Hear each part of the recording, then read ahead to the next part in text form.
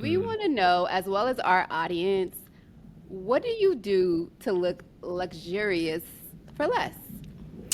Yeah, your sister talked about it earlier. Kimba talked about it. She said clearance, but you didn't say my next part, which is nearance. So I'm always clearance and nearance, and Okay. then so on and so forth, right? So I have these 5 tips that I think are life changing in terms of not only how you select the fashion, but how you stay in the fashion. And one thing that I think oftentimes when people think about style or fashion is they really think you have to break the bank, right? I love a good consignment shop, which of course I'll talk about my first tip, which is being able to mix the statement pieces that are designer with everyday staples. Hmm. Yeah, and so Very nice. oh, So we're going to start with that, Kim. But how often do you do that, where you're mixing like a designer classic piece Hmm. with just like an everyday staple that you may get from a discount store? So I'm the type of person where I go quality over quantity, right? mm, And because I'm choosing quality, I think that they're all classic pieces. And I think that's what makes me the girl next door. And then I will find something that's on trend. And so if that's an accessory or whatnot, and that brings it up. So it doesn't matter if I've had it 1 year, 5 years, 10, even 20, because I still wear things that are 20 years old, believe it or not. A lot of things I yeah, can't fit, but there are those that I can, and I fit better today than I did then. So yeah, I'm with you on that.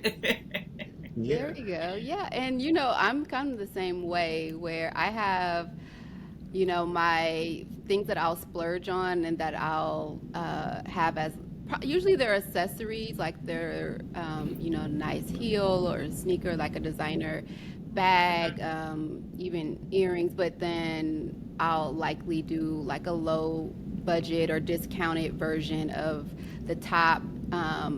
And the pants, and even going thrifting itself is fun, like to find that find where you're like, oh, this is only $5. So but anyway, yeah, London, I'm really loving that tip to mix and match. Everything doesn't have to be uh a million designer or dollars. cost. Yeah, tell us just a little bit more And about that. yeah, we're gonna get into it. So I'm gonna be Okay. honest with you. I'm gonna be authentic.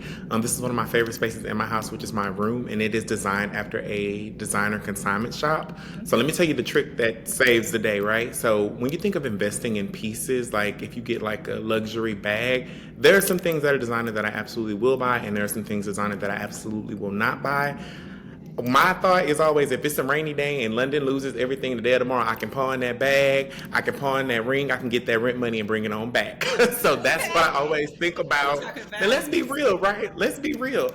There are valuable, equitable assets that you can invest in when you think designer that sets you up for success. One of my favorite luxury brands is Louis Vuitton, and I love them because they're and not the. Let me get y'all. Don't do capsule collection. Don't do specialty collaborations. You need authentic, monogram printed, no specialty. Because what they'll tell you is when you shop designer, the tip to the trade is if it's a capsule collection, it doesn't always sustain value. If you get you like a classic Louis Vuitton bag, like I have a few different duffels, those collect and stay the value, and I can sell those. So if I'm ever short on rent, I haven't been, and I'm saying I will be, but if it does happen, I can pawn that bag. If I buy an expensive watch, and again I'm short on a bill, you got to think practicality. What's the trade-off?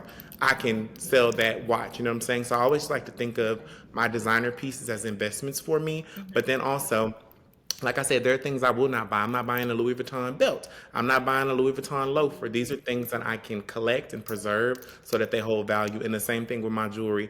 Me and Denise talk about all the time mixing and matching high and low price jewelry because again, they're to accessorize, but Hmm. also it needs to be practical in what the investment is. So when you think of Hermes and people are like, why are they spending hundreds of thousands of dollars on these bags? It's because the bag holds the value. Hmm. And to the layering piece, right? You can have on an expensive bag, but a t-shirt is a t-shirt, whether if it's from the Gap, if it's from Walmart, Right. or it's from Bergdorf's. A t-shirt is a t-shirt if it's white. A pair of jeans, Levi's, so on and so forth can be mixed up. But when you add that really high quality designer piece, it Hmm. enhances your looks.